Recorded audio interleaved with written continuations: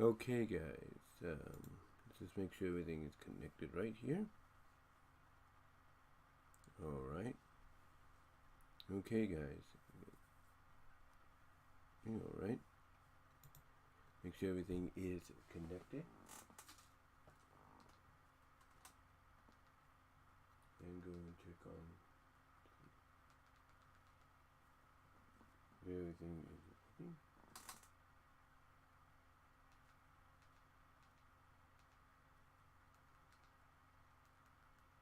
I'm pretty sure it is.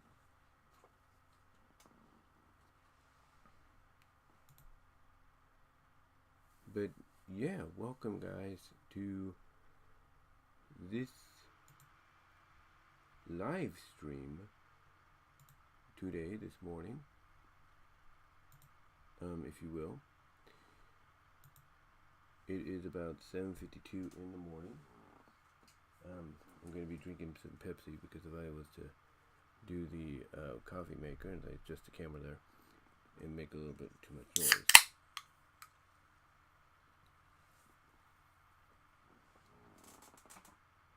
So some Pepsi will pretty much help me out in that matter.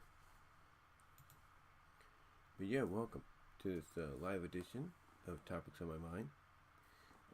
The way this is going to go, guys, just to let you know, if you're curious, the way this is going to go is basically what we're going to do.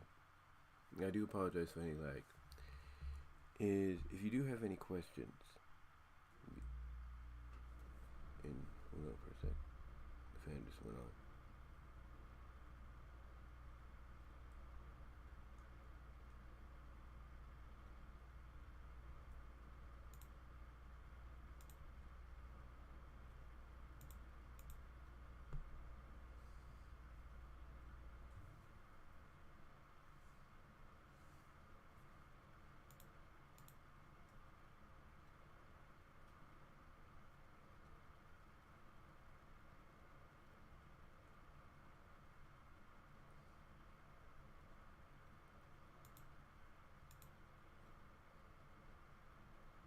Can't just check though, guys.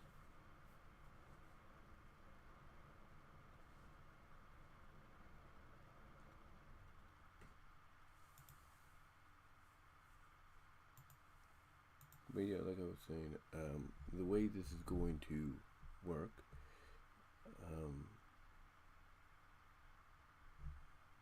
is if you have anything you want to, discuss, basically, like you want to ask anything, on some of the topics I'm talking about,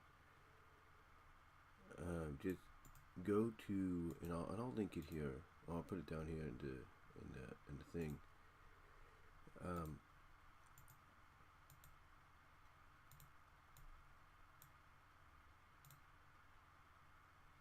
But just go to, it's in the description, but I'll put it up here on the screen eventually. Hold on.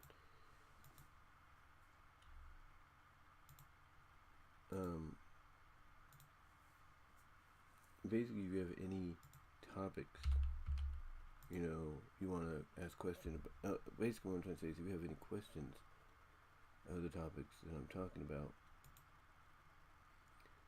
here on the live stream today, this morning, you can ask through not just super chats and super stickers and even afterwards super thanks after the video premieres and all that, but you can also ask courtesy of VENMO. That's right, you can ask courtesy of VENMO.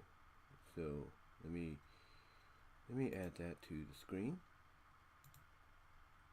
real quickly, and I'm gonna shrink down the font because I don't want that to be too big or anything, you know what I'm saying?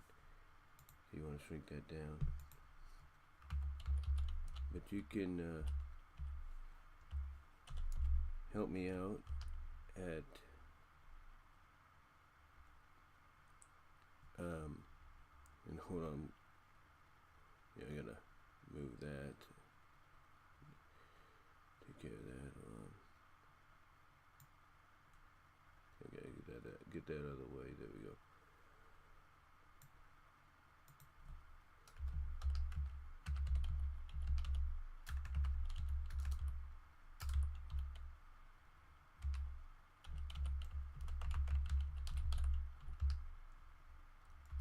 Oops, I put it underline. Sorry. There, as well as you can donate at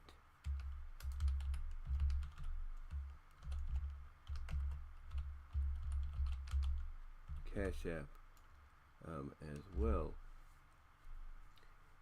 to help me out in one of those areas during this live stream if you want to do it. In fact, let me see if I can edit that. Can I edit that? I don't know.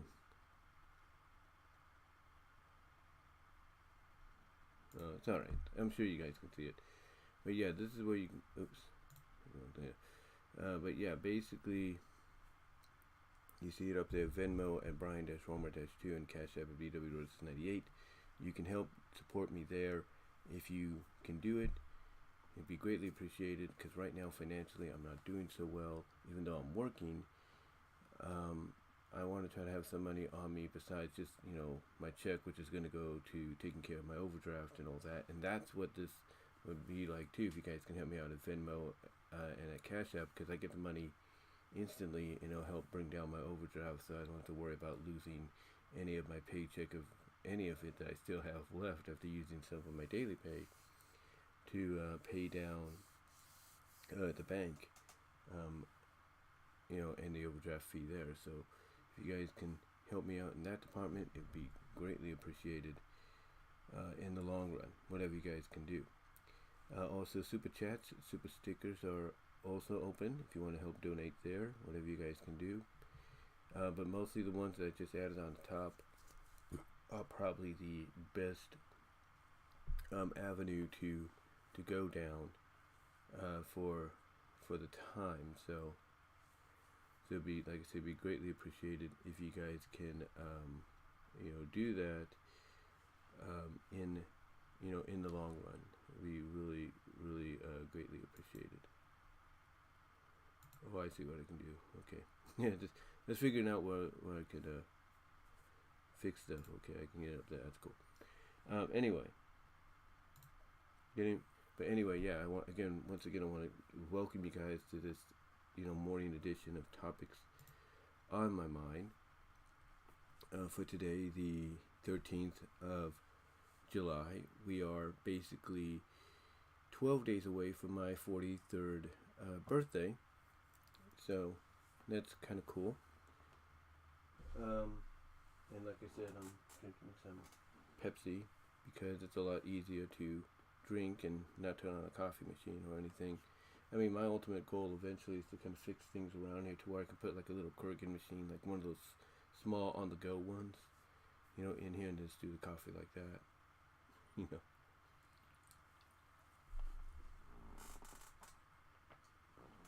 You know, so I don't have to worry too much. But yeah, just again letting you know, but again, yeah, I just want to welcome you guys here and let you know, as I mentioned, if you have anything you want to talk to me about, ask me about, best solution to do it so I get the money right away to help me out financially as quickly as possible is Venmo at Brian-Romer-2 and at Cash App at BWRoses98. Both you can find right here. So here's my Venmo right here, and then over here is the Cash App right there. Anyway, though, yeah, I just wanted to come on here, like I said, and do this topics on my mind as quickly as possible. Now, before I do it, of course, I like to talk about some things, this vlog about some stuff and all that. And yeah, you know, I'll say this: it's been kind of an interesting week. To sort of the corner phrase, if you put it that way. Been kind of an interesting week, and just checking everything here. Hold on. And Just got a commercial.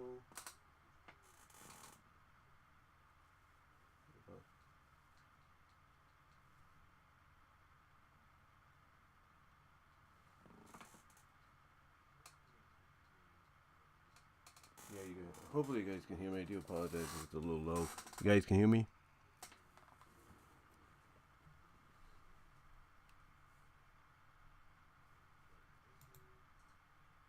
Yeah, you guys can hear me. Cause I just heard the thing. I think you just hear me mainly on there.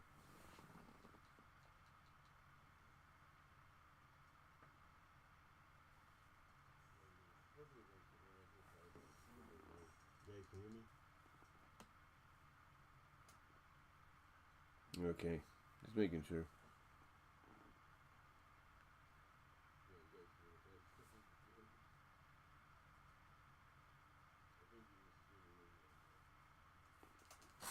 Yeah, it's just a little low. I think you have to listen to this. You have to listen to this mainly on computers and all that.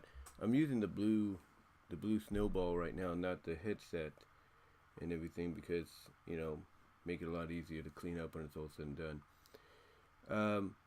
And also my mom's asleep in the other room, so I don't want to disturb her or anything like that. If you catch my drift. Yeah, just want to make sure you guys can hear me and everything. Okay. Yeah, I think you can. Yeah. Like I said, it's not too loud as I would like it to be, but you work with what you got. You know what I'm saying? But yeah, I just wanted to come on here and do this because, and like I said, what I do is I start off, talking about some things that's been going on. And all, like I was saying, I'll tell you right now at work, even for the 4 hours I've worked these past 2 days, and even this past Friday, but mostly these past 2 days as I adjust the glasses a little bit. Yeah, they're a little bent, you can tell. Yeah, a little bent. One of those wire frames and all that. But like I said, these past couple of days, mostly Monday and Tuesday, have been very busy. And the reason they've been busy is because we have in Turlock right now the Stanislaus County Fair. And that is one of the bigger fairs in Stanislaus County. That's its name. Outside the Apricot Fiesta and what we do here in Newman with the Fall Festival, or if any circumstances, cause it to be changed, like last year, the Summer Fall Festival instead. And just the camera there a little bit. There we go. But yeah, it's been very busy. But the way it's been very busy is the fact that, well, honestly, this is the truth. It's the absolute truth on this. Honestly, the rush that we've been getting has mostly been about. As I take these off, because like I say, they seem a little unbalanced. So I'll get out my work ones. Here, but anyway, I just brushed the mic there. I do apologize. That's a little better. I don't know what it is with glasses and all that. When you wear them, they just like to go crooked or something.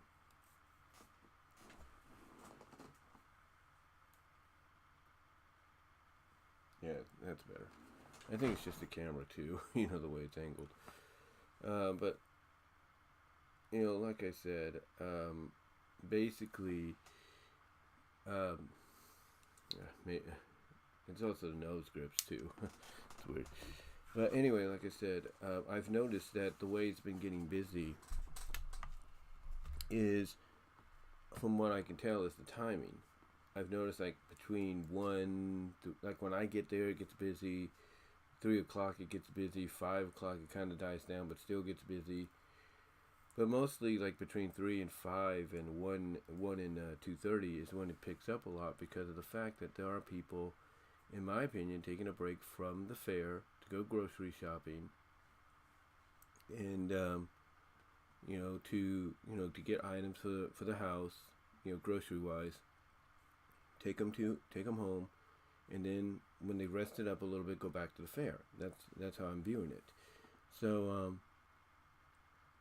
yeah, that's that's what's been going on with my job. It's been very busy and everything, to the point that when it does slow down, some of us can at least help out in other areas. Like, with me, over the past couple of days, I was able to go and dump the hangers bin that we have. It's like a trash can, if you will. It's basically a trash can, and that you put out for the garbage people, the recycling people to get.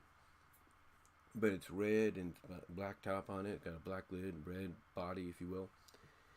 And we put the hangers in there, so when it gets full, somebody has to go and take it. Usually, it's the front end, it's the guest attendant that does that, along with some other duties besides getting cards.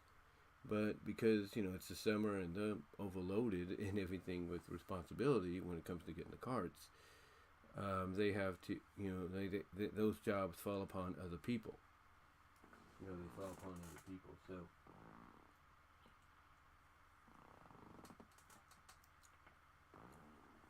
So yeah, it falls upon it falls upon people like me, upon people like leaders in training, stuff like that. It falls upon a lot of people. It really does. It really does.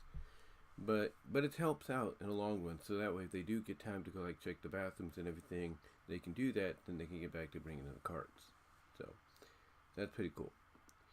Anyway, that's what's been going on. And one of the topics, of course, I'm going to touch upon talks about the bus transportation and things, and who basically them being careful about who they let on. And I can say honestly, without a shadow of a doubt, and you saw the video here on YouTube. It was a video I had created for my TikTok. But basically, which by the way, you can find me at BW Roses on TikTok. Basically, long story short, this, and I say it with all due respect, no offense, but this is the truth. This crazy woman always used to go on the bus, mostly in the evening. And I'll explain more when I get to it. But thankfully, she wasn't on the bus these past 2 days. I don't know about tomorrow, because I got to work 1:15 to 6. But, thankfully she wasn't on the bus or anything. When they, when they did the 7-Eleven, basically I call it the 7-Eleven 7:15 route, the last route of the evening, to pick people up in my location from Target, Kohl's, wherever, to go back to Patterson or wherever they need to go in that vicinity. And did I put 2002 up there? I just noticed that, guys. Hold on. It's my mistake. It's early. There we go. Fix that. Okay. And I do the same on the live stream here too. Let me check. Yeah, I did. Let me save that. I do apologize, guys. Like I said, it's early and all that, and that's my fault. But anyway, yeah, that would mostly be like the route she would take and everything, and again, I'll explain more about this later. But she is definitely somebody you do not want on the bus. I mean, she has the right to ride the bus and all that, but still, it's like, yeah, when you want to try to have a peaceful, a semi-peaceful trip back, to your destination, back home, it's not the best avenue to go down if you have somebody like that. Like I said, I'll get more into it later on, but thankfully there was no crazy lady out there. Besides that, not really much going on. I mean, I have been able to get more videos up than I thought normally here with the channel. Mostly for the fact that when I go to work, I either use my camera phone, and do like a little 5-minute, 6-minute, vlog or update video while I'm waiting for the bus, as well as I potentially do, like I did yesterday, a live stream with my camera or with my phone, so I can add more content. But it's not the only thing I use. The other stuff that I do use, and I'll show you this of it now,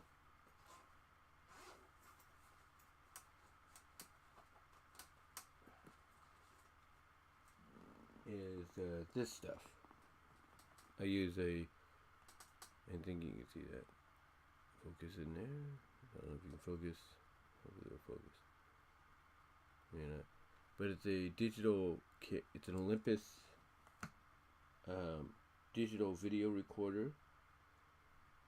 You know, I use that as well as I use this mic. This mic actually came with the Hapagi. Not the Hapagi. Yeah, the Hapagan. You can find Re-Res. You can look it up here on YouTube, but with Re-Res's channel. But the Hapagan PVR device. You know, I got it with that, and I've been using it sort of like my external mic, so that if I'm waiting for my bus and all that, I can do some audio recordings for videos I can create when I get home.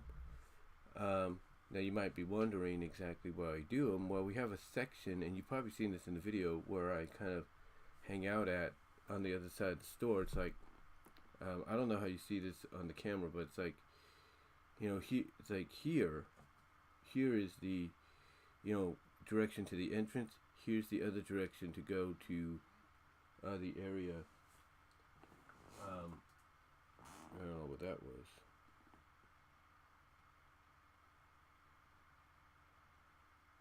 I got something here. But like I said, this area is like the direction you go to the store. The other direction is where you go towards the area I hang out in. And I do recordings there. I do audio recordings there. And sometimes I do the audio recordings and stuff while I'm walking towards the bus. You know, so yeah, I don't know what that was there. It's kind of weird.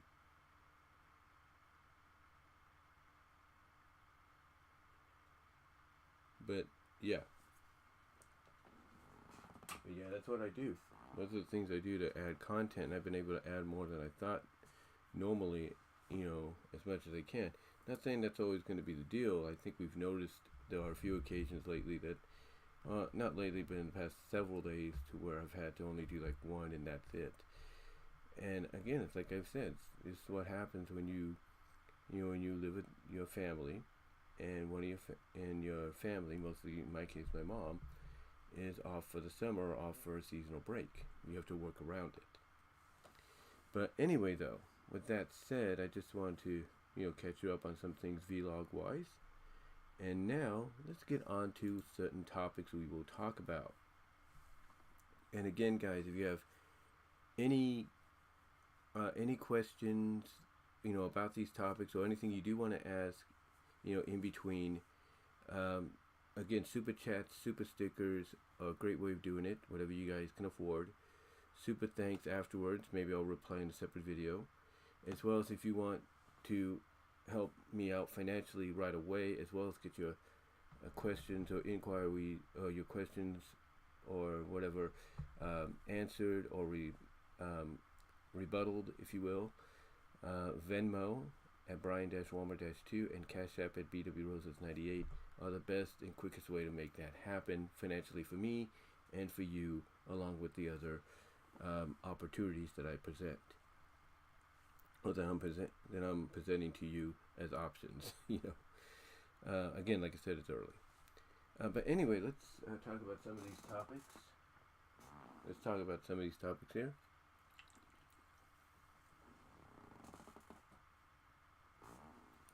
These topics are as followed.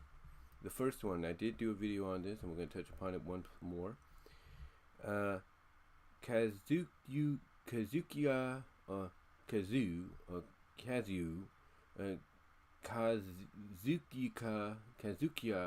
Takahashi, the creator of Yu-Gi-Oh, passing away at age 60, basically found dead floating in the water. We'll talk about that. and his legacy. Number 2, we'll talk about, and again, I did a video on this as well, audio video, which one of those audio videos actually blew up, believe it or not. It's like surprised me. But this one is USC and UCLA going to the Big Ten. Are more teams bound to leave the Big 12 as well? We'll touch upon that. Number 3, we'll talk about copyright and what is considered fair use and how we should find a way around it. A way around it, I should say. I should fix that. But yeah, how we should find a way around it. We'll talk about that because that's also relates to something I found out about this past week. I'll get into that. I actually did a video recently on it. We'll also talk about the Cora Jade heel turn. Fourth topic will be the Cora Jade heel turn on NXT 2.0 last night. Didn't make sense even a week after giving her and Roxanne Perez, the former ROK-C, in the Independence and Ring of Honor and Impact, for a brief period, the tag titles. We'll talk about that. Number 5, we'll talk about should IDW Comics consider doing collector's books for the Archie Sonic books like they did with Archie's TMNT Adventure books. And number 6, of course, like I just touched upon, the vlog, more examples of bus/shuttle transport services, watching who they let on the buses, trains, etc. So we will get into all of that. And again, guys, if you have any questions throughout about these topics or just something you want to bring up to me to talk about the best I can, the best way financially to help me out and get those questions asked right away, Venmo at Brian-Warmer-2 and at Cash App at BWRoses98. So Venmo, I should say, I'm trying to point it right there, at Brian-Warmer-2 and at Cash App right here at BWRoses98. If you guys want to help me out financially in that way, and we greatly appreciate it, along with the super chats as well. So anyway, with that said, let's get on to main topic number 1. Let's get on to topic number 1 here. Say, let's go in here, hold on. Let's go to main topic number 1. And we're going to shrink down the font so it doesn't blow up on us.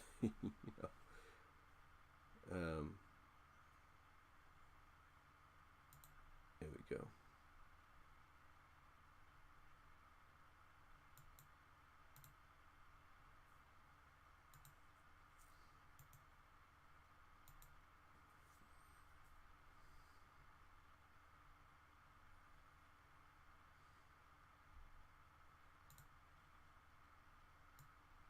Let's move that down to here. And let's increase the size a little bit here. There we go.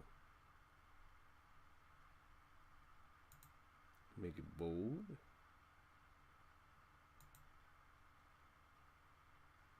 Okay. So yeah, let's talk about this first topic here. And that is, as you see it right there, Kazuki Takahashi, the creator of Yu-Gi-Oh, passing away at age 60. Like I mentioned, I did an audio video on this recently, talking about my love for the fandom and basically giving my prayers and condolences to the guy's family and friends over this tragic passing.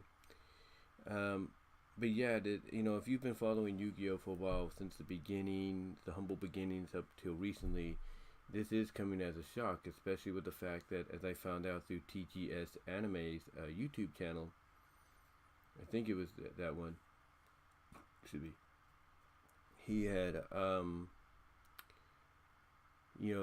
he had actually contributed artistically on the last Yu-Gi-Oh animated feature, which was Dark Side of Dimensions. It was during one of the dueling scenes between Seto and Yugi.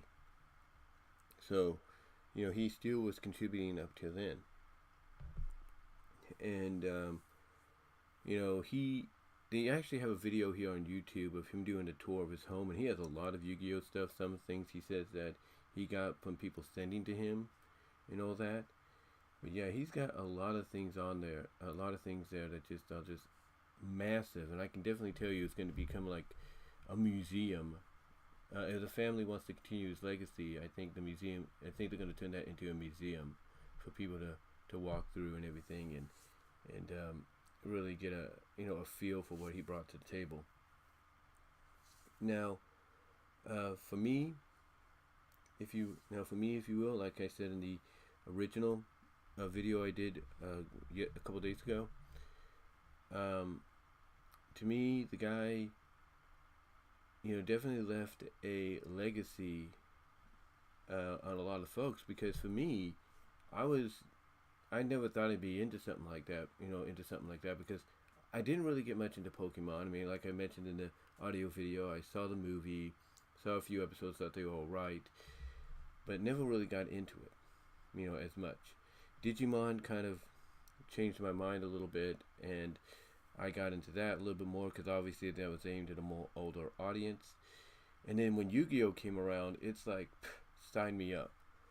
And again, as I mentioned, what made me wonder about this is I saw people my age, when I was working at Burger King and in other places, playing this game. And I'm like, what is this? So I checked it out. So I checked out the anime, and I was like, oh, this is pretty cool. I wanted to see what the big deal was, so I checked out the anime, and I thought, oh man, this is really good. And, I decided, okay, I'll try collecting the cards. Maybe I'll get into it and maybe want to play. And I got into it. I got into it a lot more, because it was something that combined a lot of hobbies. It was mainly combining a hit show, which obviously, now that you look back on it, was aimed more at the older audience, people my age, if not older, especially if you watch the original Japanese version. You can definitely see that. But it also combined the trading card aspect, because you weren't just buying these cards to duel with them in tournaments and all that. You would buy them to collect them and trade them with friends. So I like that idea that it took all those concepts and put them into one. And the fact that it also spawned from a manga. Now, he had done other mangas apparently that weren't as successful. So when he got to this point, I think they said the inspiration came from him watching Dragon Ball. That's when Yu-Gi-Oh came about. And for me, it wasn't just about collecting the cards or anything. I got down the line, I ended up getting the entire first season to that special tin box that they had. Got that at Big Lots, one of the first things I got when I came out here. Officially came back to live out here, that is. And then later on, I got the entire season on DVD, entire series, I should say, on DVD. The entire collector's edition, where basically you put the back together and it puts together a picture of Yugi and all that. As well as if you get the boxes, when they reissued them, they put a picture of Exodia on there. So I ended up getting those. I ended up seeing in 2004 in the theaters. I actually saw it in the theaters, the movie, the Yu-Gi-Oh movie, and then of course I saw Bonds Beyond Time. I have, believe it or not, I have it, but I have yet to really see Yu-Gi-Oh Dark Side of the Dimensions. I have to watch that to really get a feel of what it's about and everything, and why people enjoy it. But I've always, like I said, I've always been a fan. I've always been a fan ever since I started wondering what all the hype was. And I even did a few duels. I did a duel with a co-worker and friend.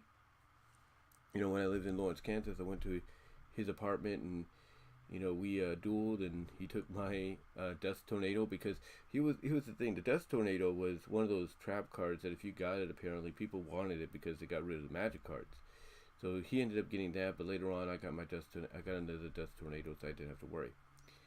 But yeah, I even dueled my nephew the first year I was back, and again you can see that video here on my YouTube channel, and he beat me. He beat me fair and square.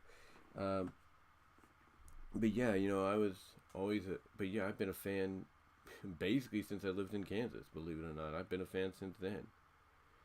And to show you that I've been a fan for that long. If I can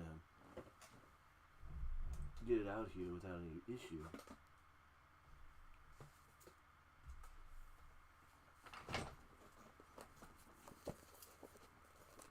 I ended up getting these. I had a third one, but I don't know what happened to it. I think I may have given it away or something. But I ended up getting these. Look at that.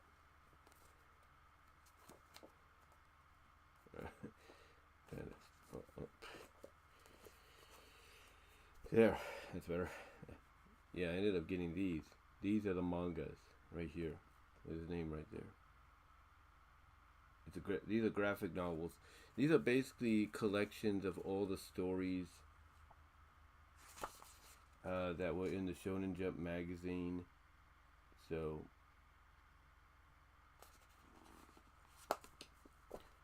it's pretty cool to have.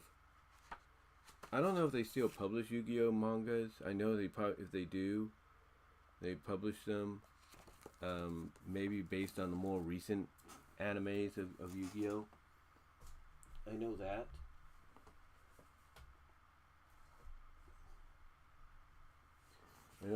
So again, I don't know exactly, if they still do them or not. I mean, I know my job is selling mangas and all that, from I think One Piece to My Hero Academia to Dragon Slayer and Spy something,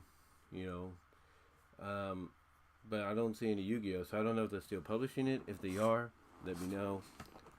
Let me know, basically, guys. And again, comments, you can do it in the comments. Live chat, you can do it in the live chat, as well as you can do it via Venmo, via Venmo here to help me out, and at Cash App as well, and super chats and all that too.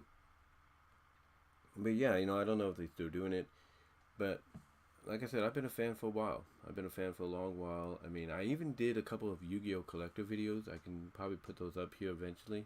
Link those for you guys. Or you can look them up here on my channel. Done a lot of them. But yeah, I've been a fan for a long time, ever since I lived in Kansas. And when I came back, it kind of surprised my nephew. And I think even before then, when I came out to visit in 2006. And, unexpectedly attended my grandfather's funeral because he passed on my birthday. Basically, my oldest nephew was surprised I was into it, and he wanted to duel me one time, and that's what we did in that one video a year after I came back. So yeah, I've been a fan, like I said, for a while. I even have a poster. It's packed away somewhere in the garage, a poster of Yu-Gi-Oh! That I think if you look at some of my older videos that I did, I filmed basically back in Kansas. You can see and I call them classic videos. You could see it in the background. So I have that too. So yeah, like I said, I've been a fan for a while, and to hear about this is saddened. Is not saddened, but to hear about the passing of this guy and the way he died, it is very tragic and sad. Because this guy was only 60. He's only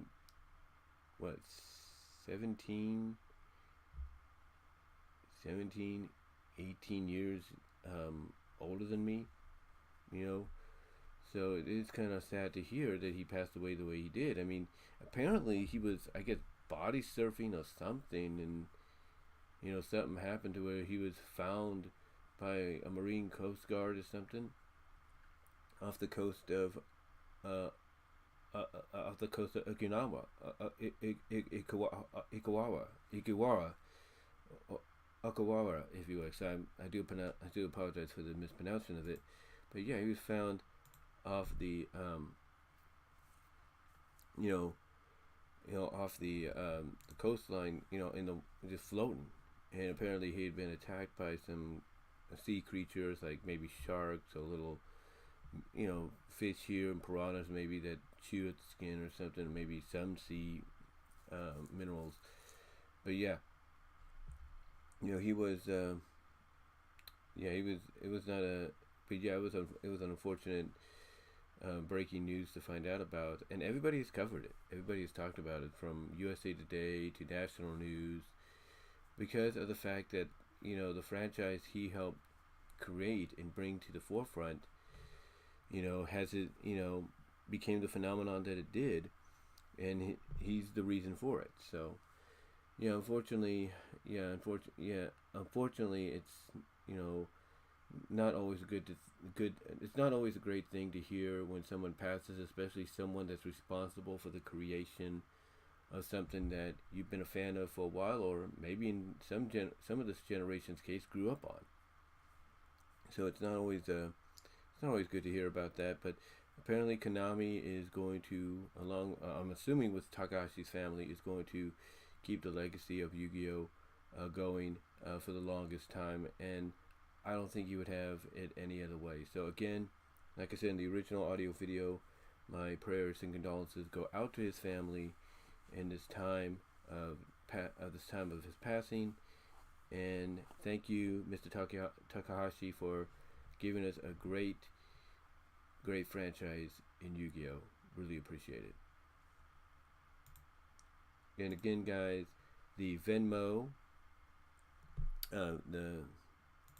the VENMO at Brian-Warmer-2 and Cash App at BW98 is one of the more primary instant ways to help me out financially and to get your questions and any questions and any, you know, maybe additions you have to topics that I'm talking about discussed, along with the super chats and super stickers and the super thanks afterwards. Alright, so next up,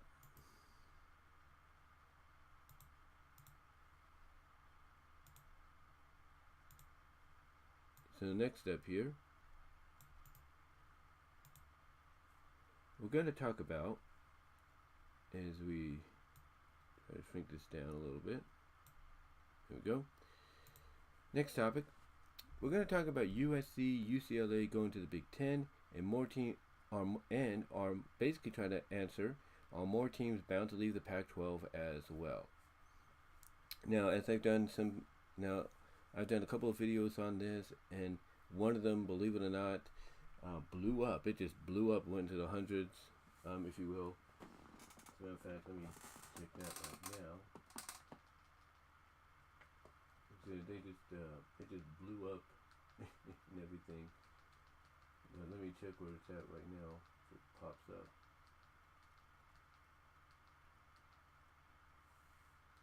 No, I guess it's not gonna pop up or anything. But yeah, it popped. But basically, last I checked, it was like almost in the 170s, maybe getting close to the 170s, 175. So I thank you guys for that.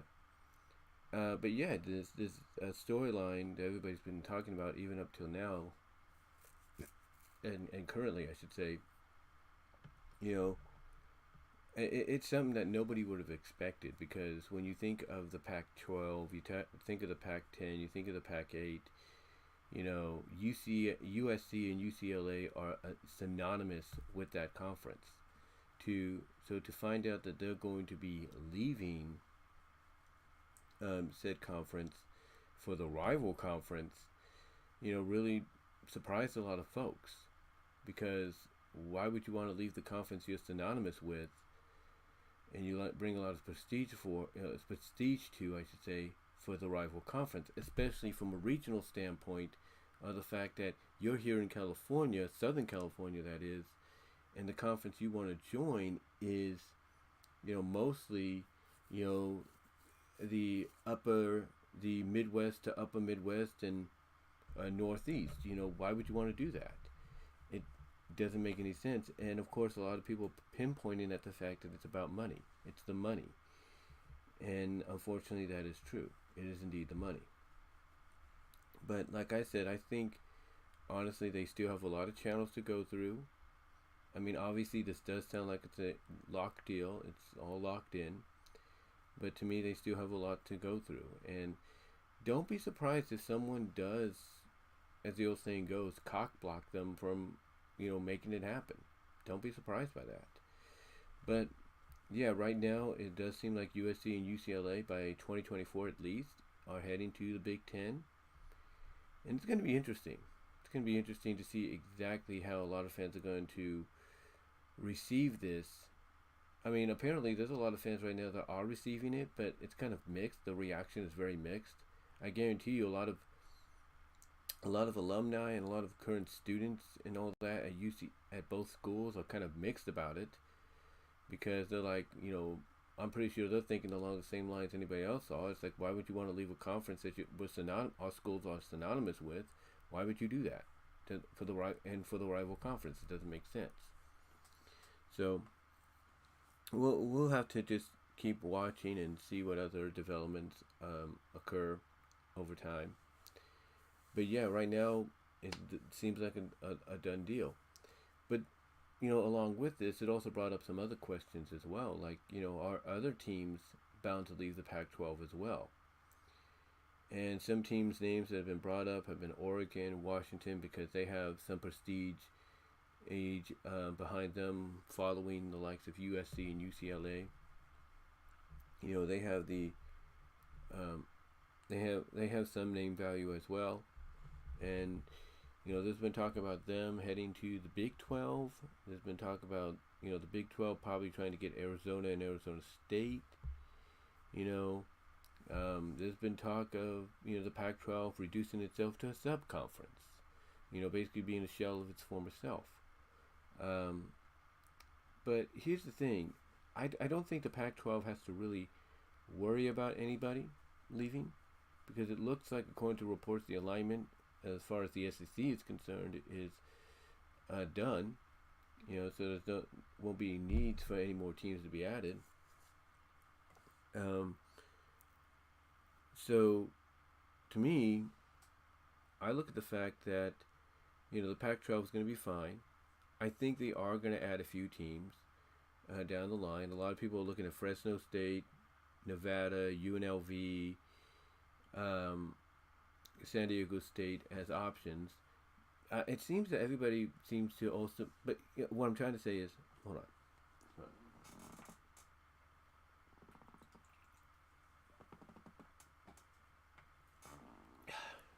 Drink some Pepsi there. It's getting tongue-tied.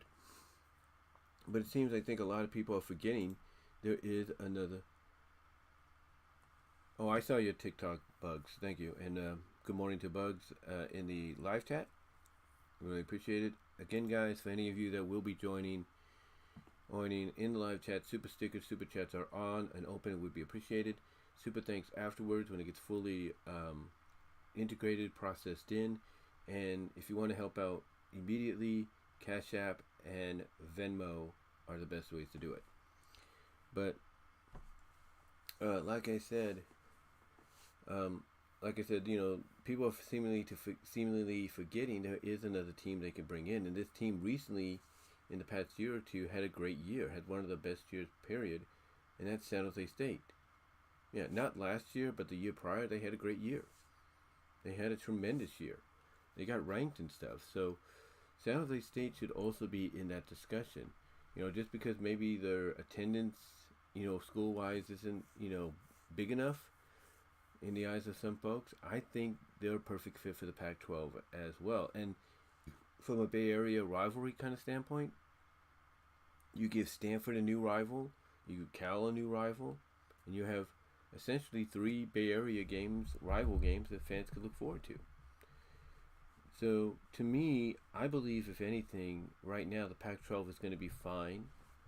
But if they do anything, it's going to be adding more teams. And I think the teams they will add, from a regional standpoint and a more sensible standpoint, are Fresno State, Nevada, San Diego State, UNLV, and San Jose. I don't think they're going to leave San Jose out in the cold. I think San Jose will become part of the Pac-12, because here's the thing: if Pac-12 takes Fresno State and San Diego State and UNLV and Nevada, and they just leave San Jose State by itself, along with its other WAC teams like Wyoming and such, like Wyoming, I believe, well, not WAC, but Mountain West teams like Wyoming, and who else is in the WAC? Who else is in the WAC? Utah State and such. You can't say not where I put Mountain West. You can't tell me that the Mountain West won't want to add some teams from the other smaller conferences to fill those voids. I mean, you'd be losing 4, perennial powerhouses in your sub-conference in the Mountain West, so you want to add to that. So don't be surprised. They look at, the Sun Belt, they look at the MAC and all that. Don't be surprised if they look at those areas, or even in the the FCS, if you will, and try to poach teams there. I mean, there is talk, believe it or not, that North Dakota State is going to become FBS bound. The only question is what conference will they land in. Right now, a lot of people are saying it's going to be the Sun Belt.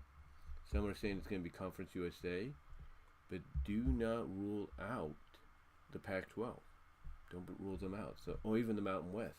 Don't rule those two out. So we'll see where they land. But yeah, if the Mountain West has those 4 teams poached, and San Jose State's the only California team left, along with Utah State and Wyoming and a few others, they're going to go to these other conferences and try to grab some teams, negotiate things with them to bring them over. And that's a fact. That is a fact. So, anyway, though, like I mentioned, I don't think they have anything to fret right now as far as like losing any more teams, that being the Pac-12.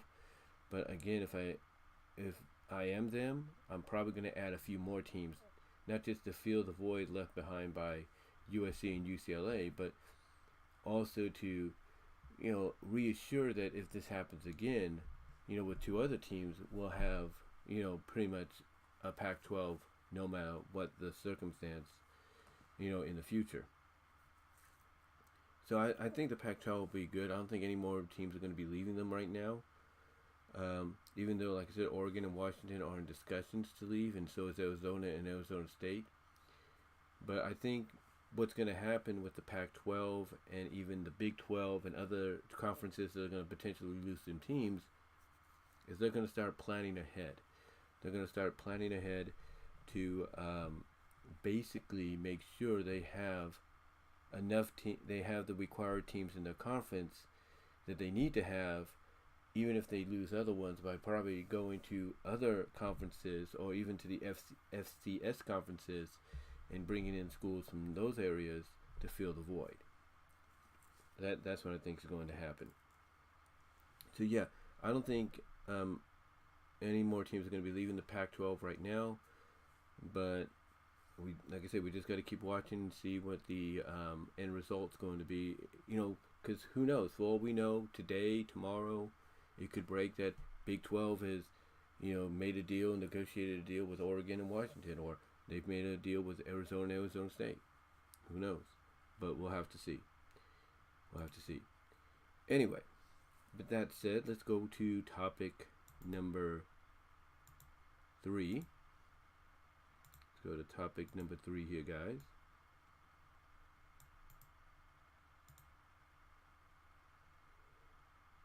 Okay.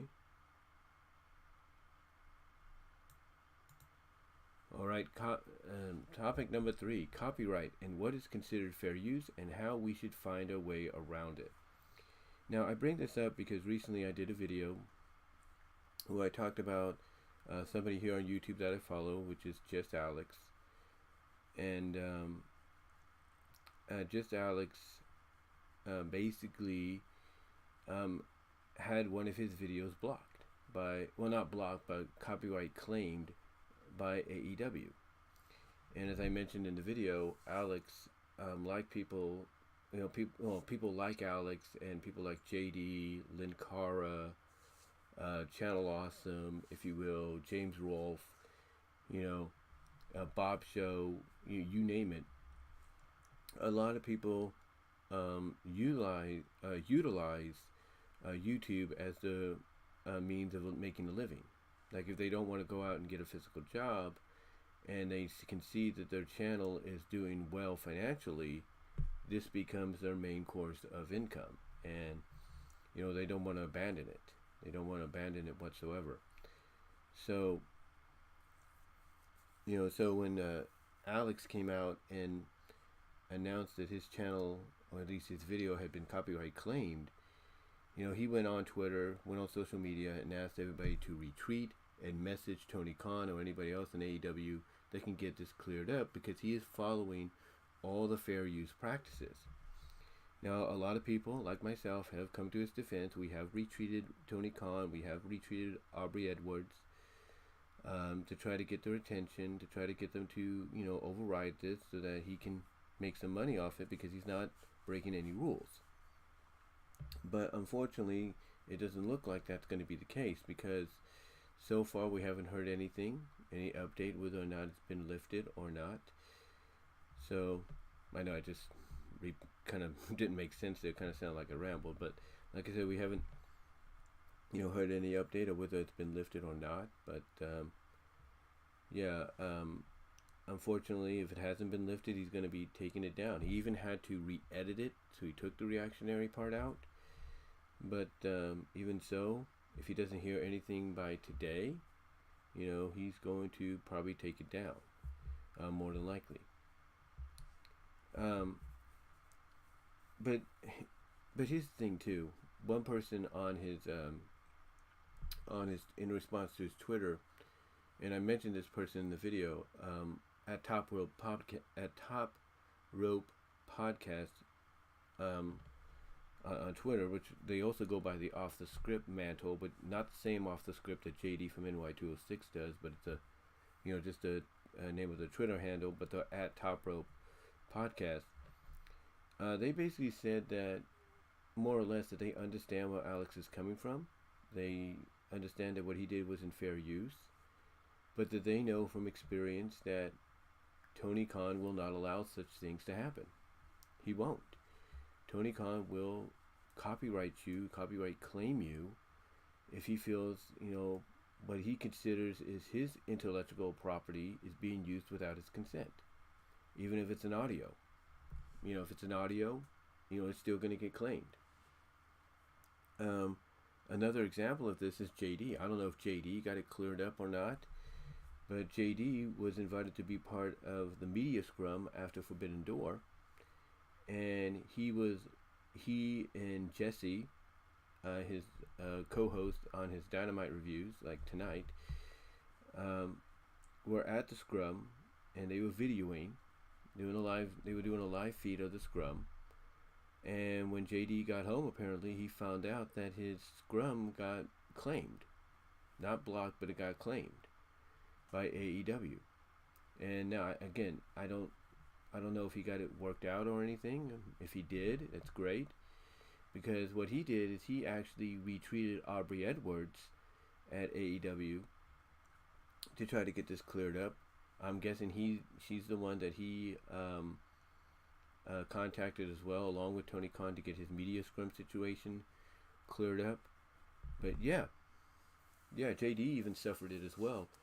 And what's interesting is a lot of people point out the fact that this is a young company, and nowadays, if you want, your young company to be expanded and reach, the eyes and ears of the younger audience, the next generation audience that you're trying to reach, and try to introduce your product to, then maybe you should allow this to happen. Maybe you should allow folks to, and just checking something there, maybe you should allow folks to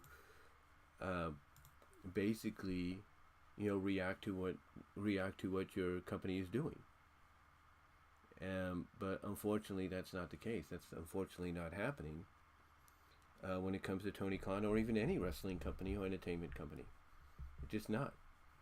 I mean, I mentioned that WWE is also guilty of this, because all people are doing is doing reaction videos to, let's say, Royal Rumble entries, whether they're surprise entries or not, and that's mainly one of the reasons, to see, how to show how they're reacting to potential surprise entries. And WWE's been known to do this with someone like Alex. They've taken his stuff down. So, the question is, what do you do? How do you find a way around it? And, like I said, they're all doing the right thing. They're all following the procedures, of what is fair use. But apparently, what fair use is when it comes to the likes of AEW, WWE, any wrestling, sports, conglomerate, entertainment source media out there. The best way to do it is just to show yourself. Let's say you're reacting, just show yourself reacting, and maybe you show an image of the person of what you're reacting to later on, or you explain what you're reacting to right then and there. And that's it. Like, you make sure your voice is more heard than what's in the background, so that there is no copyright claim whatsoever. I mean, you could follow the procedures by, like, let's say putting little blind filters, like a little blinding, like little blind filters over the picture, to where you see the picture, you the viewer, of, you see the image, you see the video, the picture of what the person that's uploaded the video is reacting to. But you're not showing the whole, but you're doing it in a way that you would look at as being fair use. Like, you're not showing the whole thing, because that's going to get you in trouble. So you're kind of blocking it out as much as you can, so that people could still see what you're reacting to. But it's not, but it's not in a way to where it's going to get you in trouble. But again, to me, like I said in the video, nowadays it doesn't really matter what you react to or what procedures you do follow to, because a lot of companies are getting wise to it. They're getting wise to it. Now, some companies will, let it, will let it go. They'll let you get away with it because it's not causing no harm, and they do look at the fact that you are basically giving them basically free publicity. So they won't mind it, and they won't mind you making money off it. So thankfully there are companies like that, out there. But when you have a young company like AEW, Tony Khan, who's had, let's be honest, some controversial moments here and there with his show, if he doesn't, want, people reacting to something like, let's say, the best of Max Caster's raps, because Max Caster has been known to be very controversial. If he doesn't want that to happen, he's not going to let that happen, period. He doesn't want, because basically he doesn't want any more controversy and negativity aimed at his company than he's already had. But again, if Alex is doing it in a way where it's just, him in front of the camera, and he's just watching and listening to the audio, I don't see a problem. I don't see a problem. But I guess the only way around it is you just have to react to what the person is saying. Like, if he just shows himself, reacting to what Max is rapping about, he can then pause, the video and say, okay, this is what he rapped about, this is what he said in his rap, and then continue on. That's the one way around it, and I'm sure he's aware of that. As far as media scrums go, again, I think JD has a point here. It's like, if you're invited to be part of something like a media scrum, then that, you're live streaming on your own channel, then you should have all the right, fair use wise, to make some money off it. You shouldn't have to worry about going to someone like a Tony Khan and saying, hey, is it okay if I upload this on my channel and make money off it? You shouldn't have to worry about that. But apparently, we live in that day and age now where you have to worry about it. You have to really worry about it, because, like I said, anything can be claimed. Anything can be claimed, period. And it's unfortunate. It's really unfortunate.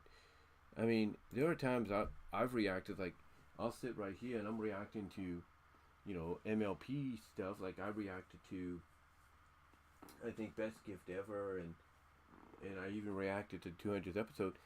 And even though you could hear some things in the background, guess what? Hasbro didn't say anything, because mostly it's my voice, with the mic. It's not this mic I'm using, it's the Rockstar mic I was using, but you hear just mainly my voice. And I think that's probably another way of getting around it. Like, if you're going to react and you want to have the volume on, you got to make sure that the mic is in front of your mouth or up close to you enough to where your voice drowns out the audio. Like, you'll hear snippets here and there, but not much to probably get your video claimed. So that's my way of looking at my suggestion of finding a way around it. Or like I mentioned, just don't just have like earphones on, like basically have something like these babies on, and then just listen to the audio that way, and then pause the video and then explain to the viewers what you're reacting to, what the person said, and that's it. But do I consider what Alex did to be fair use if it was just audio and he was using commentary to explain along with letting people hear what was going on? Do I think Alex was using fair use? Yeah, I do. Do I think JD, when he had his media scrum thing, copyright claim, do I think he was in the fair use realm of doing everything right? Yeah, especially if he was an invited guest. Yeah, I think so. But but again, I want you to notice. I want you to notice that some of the people that mainly do this are the major, are the established major or up and coming major entertainment conglomerates. Wrestling, combat sport, MMA promotions, professional sports, NFL, MLB, NBA, people that are doing this. Like, they'll let your video play, they just won't let you make money off it, even though you're following all the procedures. So unfortunately, that's just how things are. And until Google or YouTube or any companies that do this similar practice have a change, or at least meet up with these people and say, hey, look, these folks that you're copywriting and everything, they're following the fair use algorithm. So we think it's okay what they're doing, and so should you. So unless they meet with them in the coming months or so to explain, hey, what these people are doing is not wrong, it isn't fair use. Right now, we just have to deal with the fact that, okay, we can do the video. It's just going to be one of our many videos. Or one of our few videos of our many videos that we won't be able to make money off of. Like I said, it's kind of like when I do a PMV or an AMV or whatever. There is music that I utilize that I know I won't be able to make. Well, there's music and at times footage that I know I won't be able to make money, that I'll be using, that will allow my video to still be up, uploaded and viewable to the public, but I won't be able to make money off of, or I may have to share monetization with somebody, as a result. So I understand that. I've come to accept that. I'm not willing. Look, I'm not saying that you shouldn't go out and try to appeal, these claims. Okay, I'm not saying that. But, the way I look at it, I don't want to have to go through all the hassle, especially if what people like Angry Joe, who's dealt with copyright claims a lot, and sometimes having his videos blocked, has dealt with in the past, to where it takes months sometimes for you to even get an answer. So I don't want to have to deal with that. I'll just let it go, let it be. And again, you have to realize there are other avenues out there like VENMO and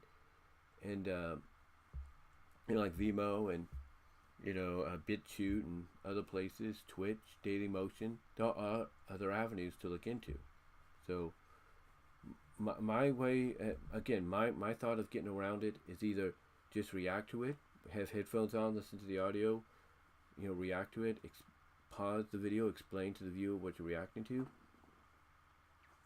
and such, or what's the other thing, or just basically, or basically get the mic up close to you well enough to where mostly your voice is being heard, your commentary is being heard over the over the volume of what you're reacting to, so that even if little snippets are heard in between here and there, it won't be an issue.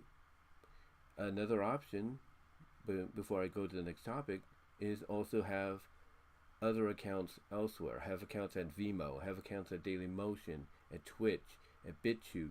So that way, if you can't get it, if you, basically places that will allow you to monetize as well, in some form or fashion or capacity, get accounts there, go and get accounts there.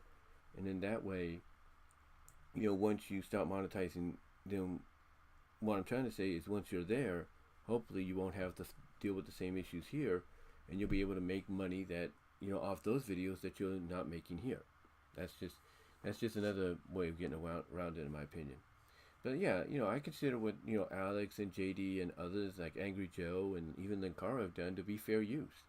They're not trying to say, "Oh, I made this. This is my property." No, they're giving publicity, free publicity, to those places. So I think what they do. So I do agree that what they've done is fair use. It's just that what's gotta happen is Google and YouTube either have to have a new changing of the guard, or they gotta meet with these studios and these companies and be like, "Hey, what these people are doing aren't fair use, and what they're doing is actually giving you free publicity. So there shouldn't be a problem if they make a little bit of moolah here and there." If you catch my drift. All right. So next up, our next discussion here. Our next discussion.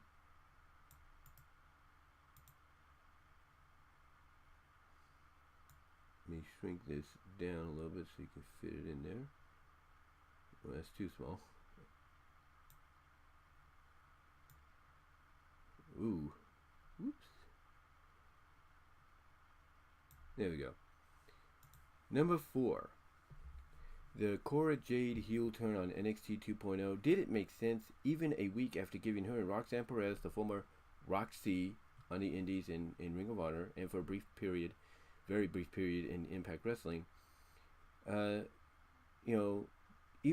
Basically the Cora Jade heel turn on NXT 2.0 last night didn't make sense even a week after giving her and Roxanne Perez the tag titles. Now, in case you haven't been following, I'm sure a lot of us don't follow that much. Because we know it gets changed up when they go to the main rosters of Raw and SmackDown. But Roxanne Perez, the former ROK-C, and Cora Jade, who had been on the roster for a while, which a lot of people looked at as just being the female equivalent, WWE's failed female equivalent of Darby Allin in AEW. Her and Roxanne won the tag titles a week ago, and they were basically booked for months since Roxanne ROK-C got there as being BFFs. Well, last night ROK-C challenged for the NXT Women's title, and just when it looked like she was about to win the championship, Cora Jade turned on her, basically nailed her in the back with her half of the tag titles. And the reason for it is because she looked at ROK-C or Roxanne as being selfish, because Roxanne challenged, for the tag title, challenge for a shot, or did she challenge, or was she given a shot, or whatever the case is, at the women's title? And the way the commentators tried to play it off is it was jealousy. It's like something just snapped in her or whatever. And a lot of people that were covering this last night, NXT 2.0, kind of all agreed that that this heel turn didn't make any sense. Like, to them, like JD from NY206, he looked at this and it's like, what was his main question is, what was the point of even giving them the tag team championships if you were going to turn Cora Jade heel? He said it didn't make sense. I think he touched upon the fact that it would have made more sense if you would have had ROK-C win the match, win the title, and then Cora Jade turns. It would have made more sense that way. But they didn't do that. They didn't do that whatsoever. Or, as some people have pointed out in their reviews, you could have planted the seeds that something was there, something was amiss with the two. But, they didn't do it. Basically, it just came out of nowhere. Now, JD did say, and I'm sure others have agreed, that after she did what she did, and she had that look on her face, that being Cora Jade, that snarl look, that disdain, like, oh, I hate your guts so much kind of look, he does agree that she fits better, potentially, as a heel. That she'll fit better as a heel because of that demeanor she gives off. Now, again, did it make sense even a week after, giving her Roxanne Perez the titles? No. No, it didn't. I mean, if you were going to turn, because if there's one thing I will agree upon, and I'm sure others have pointed this out, if you were going to turn not Roxanne, but Cora Jade heel, you should have just done it on the week they were challenging for the belts. Like Roxanne, like basically you can go that classic route of where Roxanne is, getting beat down, and when she finally gets her hope spot in and gets an opportunity to go for the tag, and Cora Jade's reaching out, say, okay, come on, tag me, and Roxanne just about to get there, you could have had Cora Jade just jump off right then and there and avoid the tag. Like, she's not pulled off, she just jumps off, like, she just jumps up and avoids the tag, and you can have Roxanne just look at her in the same way she did last night, like, what are you doing? Why are you walking off? And then that's how you can do the heel turn. You could have done the heel turn that way, but they didn't. Now I don't know if maybe the storyline is, hey, contractually we're tag champs now, so you have to put up with me, and I'm gonna make your life a living hell till you admit you're selfish, or you admit I should have been the one that got the title shot. I don't know. I don't know. But yeah, I do agree that it didn't make sense. It didn't make sense in the slightest when it came to the heel turn. It really didn't. Honestly, it just didn't really make any sense in my opinion, because like I said, if you're going to have her do that, you should have just had it be done the week they were challenging for the tag titles. Use that classic spot to where she looks like she's gonna have her tag her, have her, encourage her to tag her and everything, and then she just pulls away, jumps off, and says what she did last night, and you go from there. Now, again, I don't know if they're going to go the route of, hey, she's stuck with her, and she's going to make her life a living hell until she admits that Cora Jade is better, or Cora Jade should have got the shot, or until maybe Roxanne maybe swallows her pride and says, Cora, I'm sorry, you're right, you should have been the one that got the shot, not me. So I don't know. I don't know what they're going to do, but yeah, I'll be honest with you, it did not make any sense. It really didn't. It really didn't. I mean, what I pointed out would have made more sense, and what JD and others have pointed out would have made more sense too. Like, okay, well, not just me pointing out the fact that, hey, if you were going to turn Cora Jade heel, you should have just done it the week they were challenging for the belts. To me, that would have made more sense, is what I'm trying to say, and others, I'm pretty sure that brought that up as well, would agree. They would agree that it would have made more sense, and to go that route instead of doing it basically a week after you give them the belts. It's almost like, and you can tell JD was kind of alluding at this a little bit, that even though NXT is making more of an effort with the women's tag teams and all that, trying to create a division, it's almost like, WWE doesn't want any women's tag team titles. They don't. It's like as soon as as soon as Sasha and Naomi did what they did, and WWE has done nothing with the main roster women tag titles, it's like that's basically domino effect. That basically has domino affected, if you will, down to NXT, to where now it's like, now people are looking at Bruce Pritchard being the one behind the scenes calling the shots, being like, okay, well, we don't have any use for the main roster women's tag titles. Maybe we don't really need a use for these either. And, who's to say he didn't, make the decision.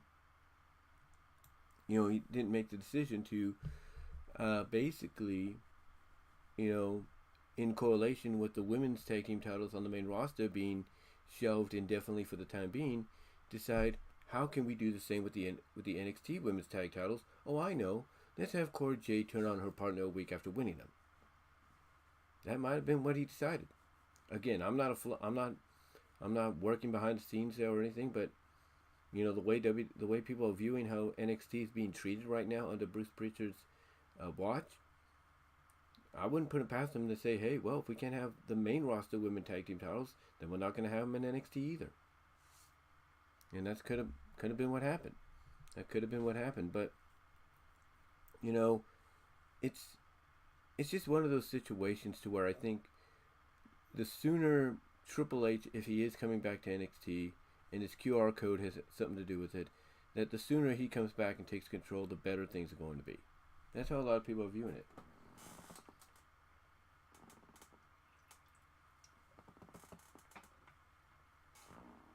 You know, that's how a lot of people are viewing it. But yeah, to me, it just didn't make sense.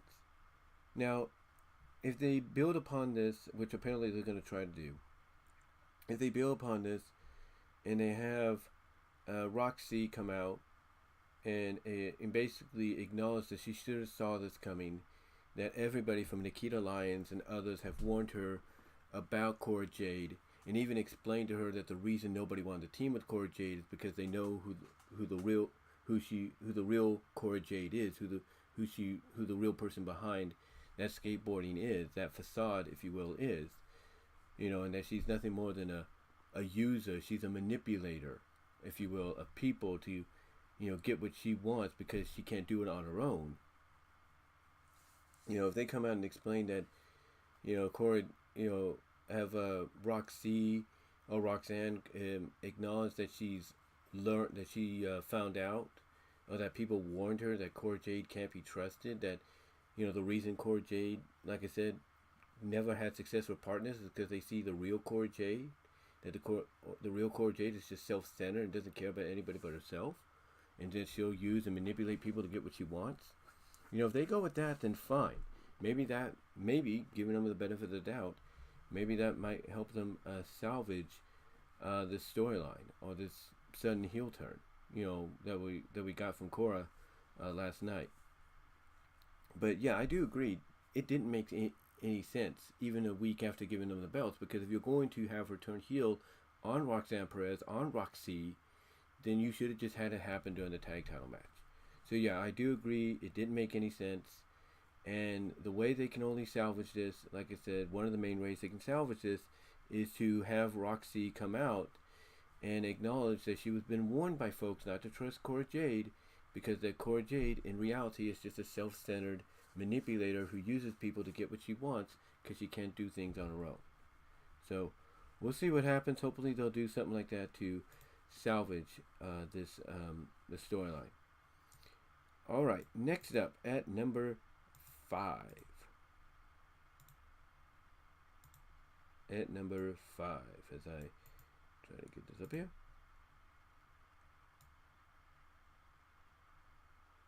There we go. Should IDW Comics consider doing collector's books for the Archie Sonic comics like they did with Archie's TMNT, Teenage Mutant Ninja Turtles, Adventure Comics over the past couple of years? And in case you guys don't know what I mean, if you look over here, if you look right here, those 4 books on the bottom,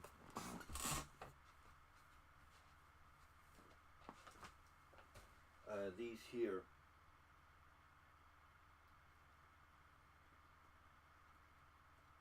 (10, 11, 12, 16).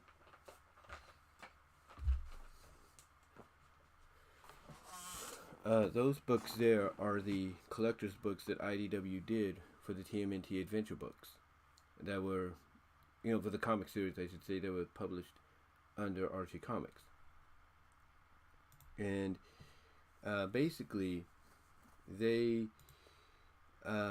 decided to basically republish all the issues in 16-volume trade paperback graphic novels, if you will, collector books, if you will.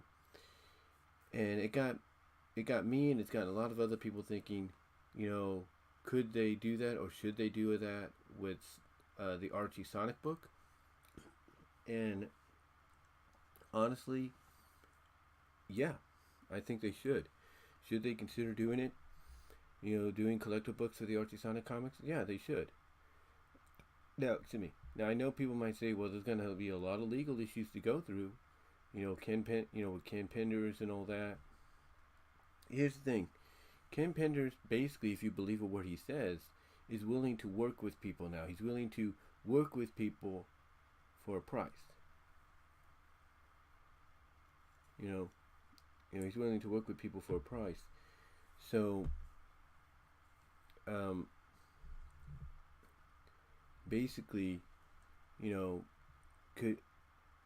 could it be done now? Absolutely. could it be done now? Yeah, absolutely, it could be done.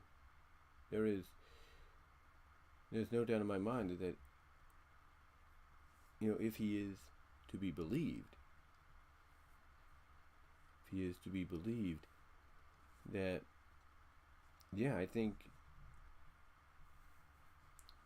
honestly it can be done. I think if they meet his price, meet the price that he wants, I think it can be done. Now, I know some people have reported that IDW is probably at times not in the best place when it comes to the company, but we haven't heard IDW come out and say anything like that, and maybe they don't want to because they don't want to worry folks, but they have a lot of huge hits on their hand. I mean, they got the deal with Disney right now going on. They got the thing with Hasbro going on with My Little Pony. They got the thing with Sega and Sega with Sonic and a few other ones, and as well as a few original titles. So they're okay in my opinion. I think they're financially okay, and I think they can meet Ken Pender's asking price. I'm sure they can work out a deal.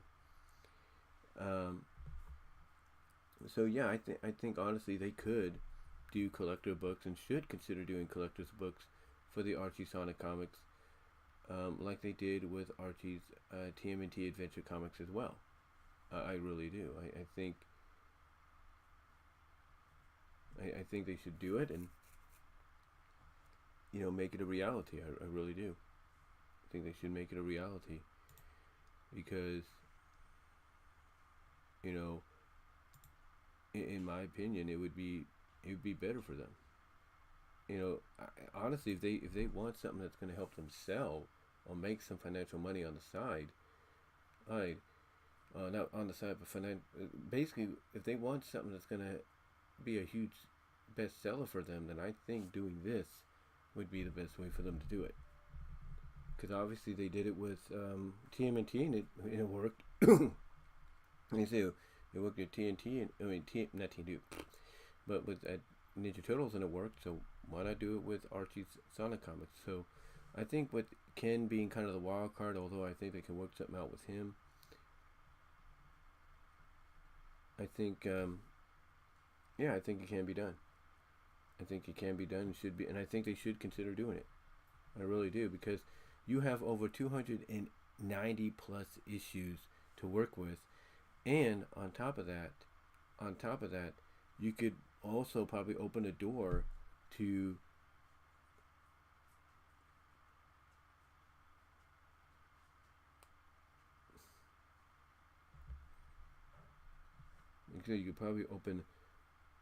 a door to potentially allowing them to publish some of the unfinished stories that they were unable to complete because of the cancellation originally.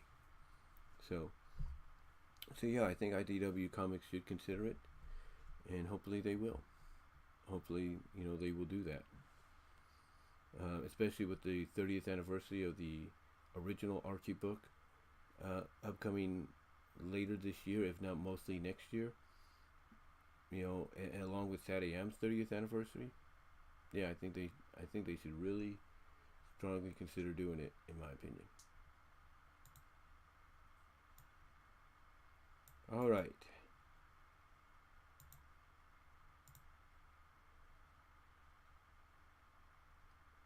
Okay, what?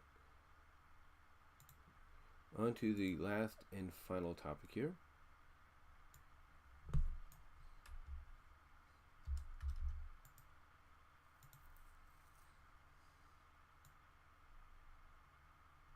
I know some of these fonts seem a little smaller than the usual. It depends on the title of the topic. But the final topic here, and it's something that I've dealt with, I've talked about a lot, and I'm sure a lot of you have dealt with. More examples of bus/shuttle transport services watching who they let on the buses, trains, etc. Now, as I mentioned earlier at the beginning in the vlog portion, basically for, I guess, a few weeks, like a couple weeks ago, myself and others have had to deal with this, and I say it with all due respect, no offense, this crazy lady who You know, you would think it's just like another homeless lady, probably, you know, has done some drugs and here and there, but you know, and you would think nothing of it. You would think nothing of that, right? But nope, this lady is out there. I mean, the first time she was on the bus that I was on, which was the 711, 715 bus, you know, she was, I wouldn't say yelling or anything, but she was being loud. She would say, I want this, I want this, you know, she'd say, I want off here, I want this, I want that, and you know that. She was wondering, oh, does this go to Modesto? Does this go to here? And all that. And just getting loud and everything. And it was just creepy, in my opinion, just weird. And then the second time she did it, or the second time she rode the bus, I'm sitting like right here in one of the seats, right? And then she walked right up to the window, right up to me. And I'm like, okay, I'm moving, and I did. And then she follows me. So I move to the front. She follows me to the front, and then she finally moves back to the seat that she's rode in before, saying, "Okay, bye bye." And it's like, yeah, lady, you know, something's not right with you. Something's not right with you, because you know, it wasn't just, you know, disturbing for someone like me. It was disturbing for the other passengers. I mean, the last time she was on the bus with me, we had another passenger who was getting off work at Wingstop in Patterson, and you know, he lived in Newman, and one of the stops before the Merced Eucalyptus stop that I get off on is Amy and Driscoll, all around there, here in Newman. And you know, this kid, you know, he looks back at her. You know, he looks back at her and he's like, you know, when we get to that stop and everything, because I'm thinking he's going to probably stop where I'm going to stop, right? Or even, you know, maybe try to see if he can stop at Burger King or whatever. No, we get at Amy Driscoll, and he's like this. He just looks back at her like that, and real quickly he says, "Yeah, I'm getting off here." He basically tells the driver, "I'm getting off here." I did the same thing. I'm saying like, "Screw this, I'm getting off," and that's what I did. And then she just rode with the bus driver to wherever he dropped her off at. And I don't know if he dropped her off on Amy, you know, on Merced and Eucalyptus, or if he dropped her off,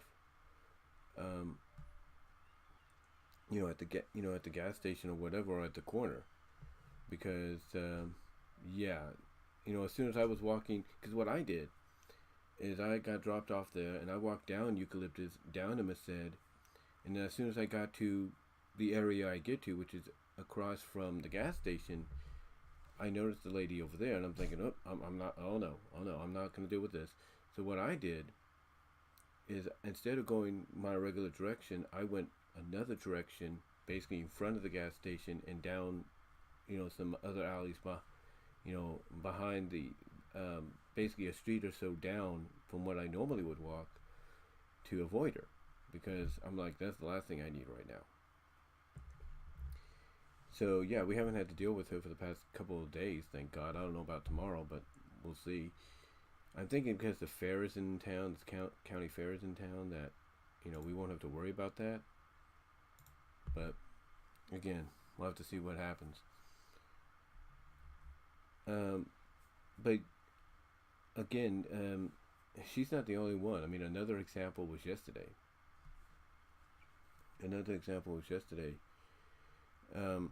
A guy basically just wearing shoes, you know, shorts, if you know, jean shorts and a shirt and a cap, dirty looking and all that. Because buses are free in July for some reason, all across, even Turlock Transit. That he gets on the bus, and he's wondering, you know, he asks me, "Oh, is this the bus going to Patterson?" I said, "Yeah, it's going to Patterson." So good, that's the one I need. But then he gets on the bus and he sits down. And then he starts talking loud to the bus driver. It's like, "Oh, what about you?" I don't know. I had my headphones on, but apparently he said something to where he, you know, he wanted to be dropped off somewhere, and the bus driver was like, "Okay, fine. I'm not going to deal with this either." So he takes him to this one area. It's like, I'd say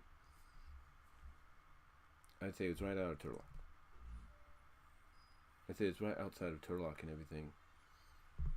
and it's basically a street or two after the, not at, well, it's a street or two before the lone Chevron gas station that you can go to before going into Turlock.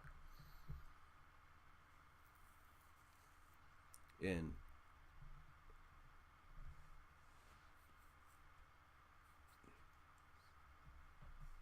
basically, well, I'll put it this way. How can I use an example? Okay. So, here's an example. So this is the gas station, right? Well, not the gas station, but this is the. Okay, let me go. So let's say this is the place the guy got dropped off of, and this is where the gas station is, right? This is the lone gas station, the lone Chevron before you go into Turlock. So what happens is we're going the opposite way, right? So the gas station's on this side, right? The gas station's here. The drop off is where the guy got dropped off is right here. So basically, the parallel. It's like the gas station's on the other side. You get the idea. Anyway, it's the only gas station you go to, even if you're leaving Turlock, and you suddenly like, oh, I got to use the restroom. Oh, there's a gas station right there. Anyway, the guy. So basically, the gas station's here. The stop where the guy got dropped off of is like this. It's like, here's the gas station, here's the stop. The bus driver basically dropped him off here, like right in the middle, like where my Warriors thing is. That's like one of the turns. Like, let's say that's okay. Like right here, the chest area here, the top area here of my tank top. Okay, that's like one of the turns. That's like one of the turns, if you will.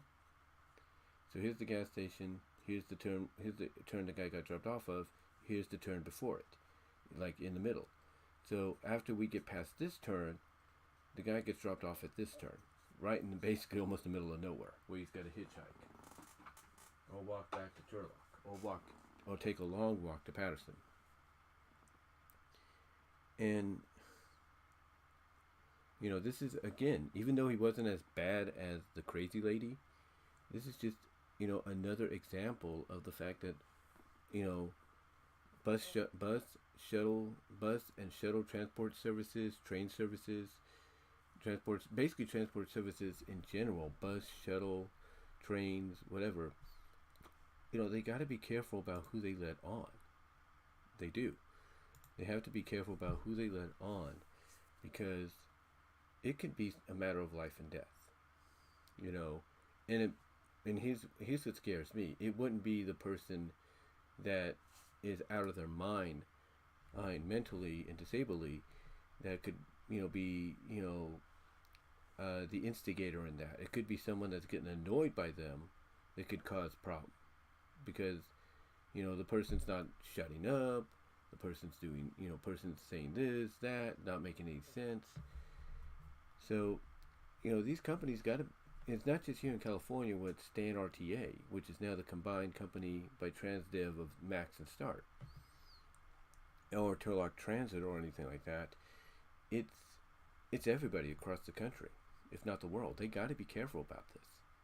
They got to be careful. If they see somebody that wants to board the bus, and even if they have a ticket, and yes, if they have a ticket, and my arm just hit the mic there, I do apologize, but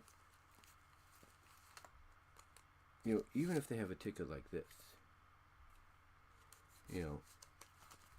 yeah, they have the right to board the bus, but the bus driver also has the right to refuse them boarding because of the way they look. Well, not the way they look, but the way they're acting.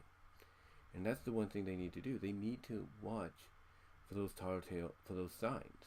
If the person looks like they're acting a little, out of it and all that, be like, be polite. If you're the bus driver, just be polite to them and understanding to them, and say, look, I can't let you board because you're in this condition. I can't let you board because for your own safety, kind of deal. Because, like I said, it may not be them that instigates it or instigates the situation. It could be others. It could be others that do that. And they have to be careful. They have to be truly careful about what they do, what they say. So, yeah, if I'm the bus companies, the shuttle companies, the bus and shuttle transport companies, even the train transportations, I got to be careful about who I let on. I do. Because again, it could be a matter of life and death, and not because of the person they're letting on that's not all there, if you know what I mean. Because, like I said, the person that's not all there may not be the issue. It may be the person that gets annoyed with them. So again, if I'm these people, I take my time. Not time, but I basically do reconsiderations, kind of, if you will. I do a reconsideration of, who I let on, how I let them on, and basically I do a judgment call. Like, do I let this person on, or do I just say no? I'm not going to do that. Because one of the areas we stop at where that lady would board is one of the last park areas before we go down the main turn to go down one of the main turns to go to West Main to get back onto Las Palmas, to go down West Main, Las Palmas. Well, basically, what I'm trying to say, it's one of the last park areas, park stops, bus stops, if you will, that we have before we go to onto West Main, and towards Patterson.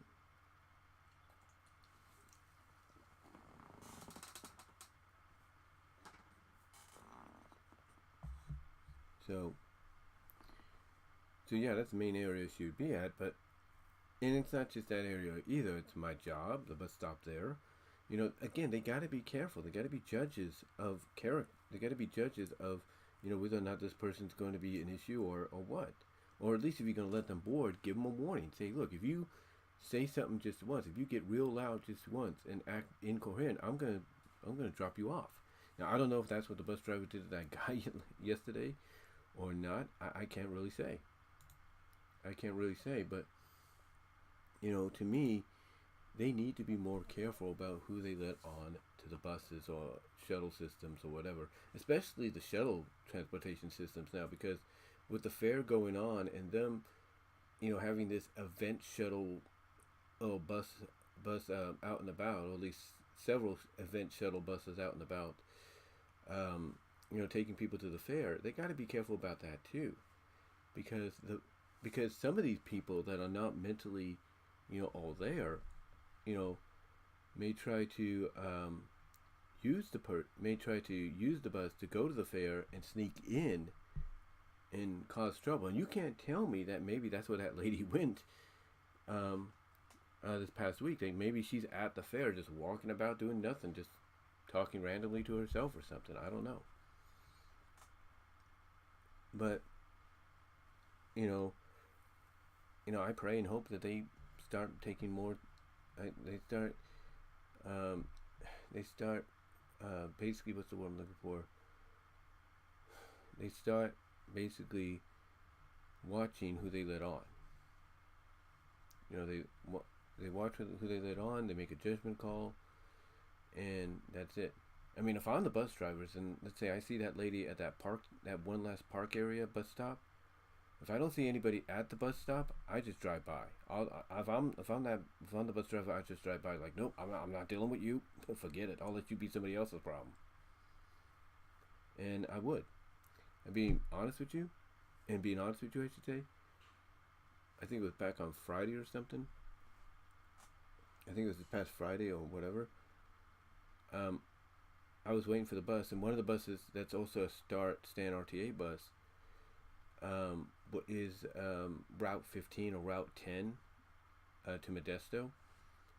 And this one came to the bus stop in front of my job and dropped some people off there. But the one person they didn't drop off, even though the bus driver got off a little bit, because one of the things the bus drivers like to do is they like to stretch their legs and everything as well as go like that. The one person that was on the bus, that bus 10 or Route 10, I think, or Route 15, was that lady. It was her. She was on there. And I could just tell by, the hairstyle and everything, it was her. And she was sitting in the same area she normally sits. Now, again, like I said, I don't know if tomorrow night I'm going to have to deal with it or not. But, yeah. Apparently what she does is she rides the bus, and she either rides it to wherever. She rode it to Modesto the first time I rode with her, and then she rode it to Newman. Got obviously a hike across the county a little bit from here to from Newman to Gustine and wherever that night. I don't know. And then what's funny is there was a report of a lady that acted very similar to her that obviously broke in into another person's house. Well, actually, the key was under the mat, and they just walked in and did what they did.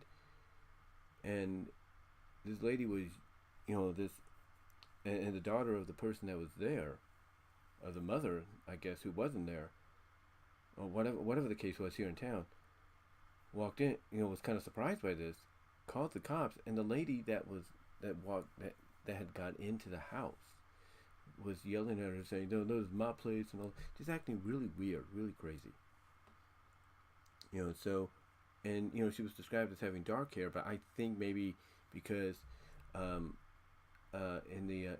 because they were in the moment, or because the real owner of the house was in the moment, kind of just still getting over what had happened, kind of misinterpreted me the description of what she saw, of the color, not what she saw, but of who she saw, like, hair coloring and all that. That's just my opinion. But then what's even more interesting is my second older sister. She works at a restaurant in Modesto, and she said basically she had seen recently somebody that description-wise sounded similar to this lady. So I don't know if maybe that was the same lady or not, that probably boarded the bus to go to Modesto, got dropped off there, and just started saying stuff. I don't know, because she would tell people "F you, F this, F that," and it's like when I heard this, I'm like, to me it's like, this lady sounds like the lady I've dealt with. But again, maybe it's just me. Maybe it's just because of what I've dealt with. I don't know. But yeah, if I'm them, I honestly, I would not, be honest with you, I would not,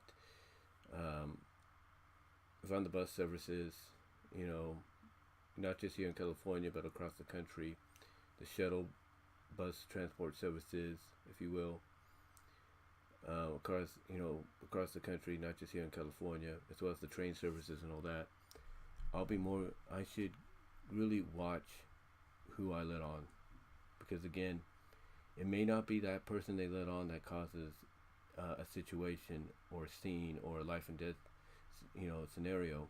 It could be, someone that gets annoyed by them because they don't understand, and they need to be careful about that. But yeah, I think, yesterday with that guy, being basically dropped off, like I said, like I said, here's the place he got dropped off of. Here's the road right in the middle before that. Like, here's the turn before it. Here's the turn where he got dropped off at. And here's the main gas station, or the only gas station right before Turlock. Oh, right before you enter Turlock. Where he got dropped off at, I should say, in that location. So again, they got to be more considerate, man. They got to be more considerate, and they got to watch who they let on, and they got to judge. They got to make a judgment call, and that's all I'm gonna say. But anyway, though, guys, that's gonna do it for today's topics on my mind for July 13th, 2022. Thank you all for watching. Again, guys, if you want to help donate afterwards, the Cash App at BWRoses98 is a great way of doing it. It will help me out financially right away, along with Venmo. So Cash App at BWRoses98 and at Venmo at Brian-Warmer-2 would help me out tremendously right away financially. And super thanks as well will help out after this has been processed and processed all the way through. So yeah, thank you all for watching, guys. Really appreciate it. And until then, have a good day. God bless. Thank you to those that did tune in the live chat and those that did view. Thank you, everybody. I really appreciate it. And that's all I'm gonna say. So thank you, and I will make some corrections in the description. And also, you can check me out at TikTok at BW Roses. Check me out at my Teespring store as well. That'll help out financially too. There's some stuff there at the Teespring store I think you guys will really like. So until then, guys, until next time, I will talk to y'all later. Peace. God bless. Thank y'all for watching. I am out.